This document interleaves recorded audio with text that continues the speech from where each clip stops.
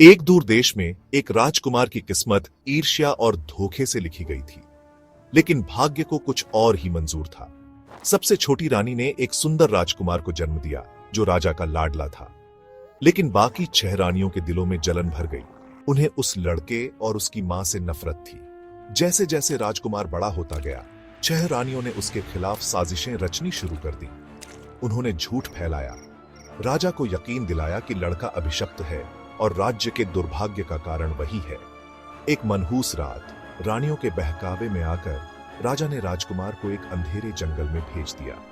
सबसे छोटी रानी अपने बेटे को ले जाते हुए रोती रही, लेकिन किस्मत को कुछ और ही मंजूर था। जंगल में राजकुमार की मुलाकात एक बूढ़े ऋषि से हुई, जिन्होंने उसे ज्ञान और युद्ध कला में प्रशिक्षित किया। साल बीत गए और दुश्मनों के आक्रमण से राज्य में अफरा तफरी मच गई।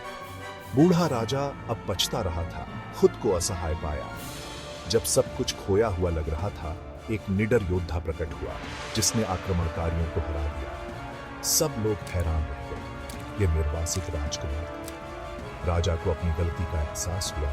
उसने अपने बेटे को गले लगाया और दुष्ट रानियों को सजाया। सबसे छोटी रानी, जिसने बरसों तक दुख झेला था, आखिरकार अपने बेटे से मिल गई। राजकुमार ने अपने पिता को माफ कर दिया, लेकिन 6 रानियों की क्रूरता को कभी नहीं भुलाया। वह राजगद्दी पर बैठा और बुद्धिमानी से शासन किया, यह सुनिश्चित किया कि हमेशा न्याय की जीत हो।